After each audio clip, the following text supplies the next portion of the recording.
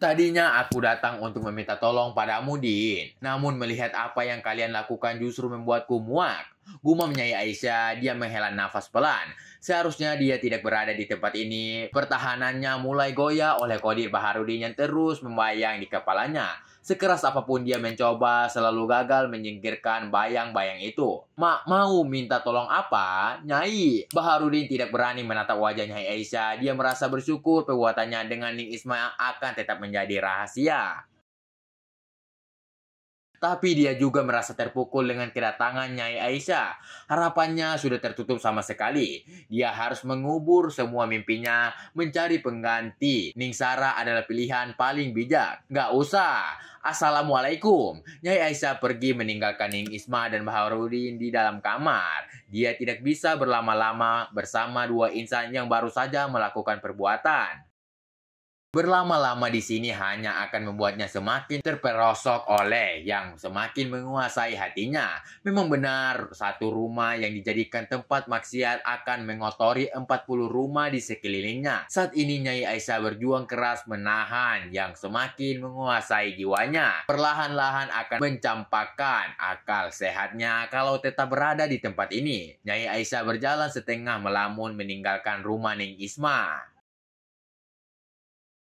Ya Allah, kenapa di usianya yang sudah menginjak 40 tahun semakin tinggi? Dia begitu muda oleh penampilan Baharudin yang kekar dan juga kodirnya yang berukuran besar. Sepertinya ukuran kodir Mayai hanya sepertiganya. Astagfirullah, gumam Nyai Aisyah gelisah. Dia duduk di gardu utara tanpa disadarinya. Apa yang sedang merasukinya sehingga tidak bisa menyingkirkan bayang-bayang kodir besar Baharudin. Nyai Aisyah menarik nafas berusaha menenangkan dirinya ditemani sepoi angin kemarau. Sehelai daun yang jatuh menimpa kepalanya tidak dirasakannya. Bahkan saat seekor kupu-kupu hinggap di pipinya yang halus, Nyai Aisyah tidak bergeming sedikit pun. Assalamualaikum, Nyai. Suara lembut Latifah dan Zainab membuyarkan lamunan Nyai Aisyah. Dia membalas ucapan salam kedua santriwati cantik yang sudah melayaninya selama beberapa tahun belakangan ini. Nyai Aisyah menarik nafas panjang dan menghembuskan lewat mulut. Akhirnya dia mulai bisa menguasai dirinya. Kalian mau kemana? Tanya Nyai Aisyah waspada. Sepertinya mereka akan ke rumah Ning Isma. Dia harus mencegahnya jangan sampai Latifah dan Zainab melihat apa yang sedang dilakukan Ning Isma dan Baharudin. Kalau sampai hal itu terjadi maka tamatlah rahasia yang seharusnya tertutup rapat. Mau apa kalian ke rumah Ning Isma? Tanya Nyai Aisyah bodoh. Seharusnya dia tahu kebiasaan Latifah dan Zainab yang mendapatkan tugas mengantar makanan. Untuk keperluan Ning Isma, Gus Nur dan Baharudin. Kami mengantar makanan seperti biasanya, Nyai. Jawab Latifah heran kenapa Nyai Aisyah seperti tidak fokus dengan sekelilingnya. Nyai Aisyah seperti sedang berada di tempat lain. Namun kedua gadis ini tidak berani menanyakan hal itu. Aku tahu, kalian duduk dulu. Kalian sudah membujuk Ningsara agar membatalkan niatnya kuliah di Mesir. Tanya Nyai Aisyah ketus untuk menutupi pikirannya yang berada di kamar Baharudin. Kembali Nyai Aisyah menarik nafas merendahkan gejolak perasaannya yang tidak menentu. Belum Nyai, kami belum bertemu Ningsara. Jawab Zainab, matanya beberapa kali melihat ke arah rumah Ning Isma. Tidak ada Baharudin yang sedang dicarinya. Zainab sudah sangat merindukan pria yang sudah berhasil mendapatkan. Sudah beberapa hari dia tidak melihatnya. Kalian harus secepatnya menemui Ningsara, bujuk dia. Kata Nyai Aisyah jengkel, urusan sekeliling ini kenapa tidak bisa dilakukan secepatnya? Iya Nyai, setelah mengantar makanan kami akan langsung menemui Ningsara. Jawab Latifah.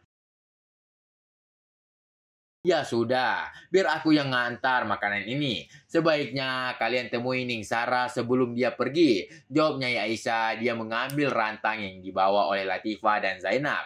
Jangan Nyai, seru Latifah dan Zainab berbarengan. Mereka berusaha mempertahankan rantang dari tangan Nyai Aisyah.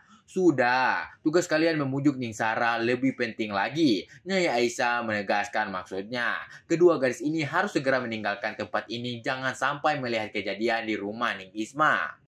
Assalamualaikum, Nyai. Akhirnya Latifah dan Zainab mengalah, sepertinya urusan dengan Ning Sarah lebih penting sehingga Nyai Aisyah mengambil alih tugas mereka. Nyai Aisyah menarik nafas lega, berhasil menyingkirkan kedua gadis itu pergi. Untuk beberapa saat Nyai Nur ragu untuk membawa dua rantang untuk Ning Isma. Apa kata mereka kalau dia datang lagi? Bukankah mereka akan curiga?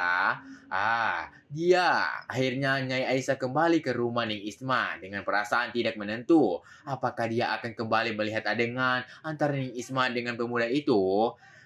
Itu gila. Kenapa dia terus-menerus membayangkan hal itu? Nyai Aisyah menghentikan langkahnya di depan pintu dapur yang terbuka sedikit. Dia lupa menutupnya rapat saat meninggalkan tempat ini tadi.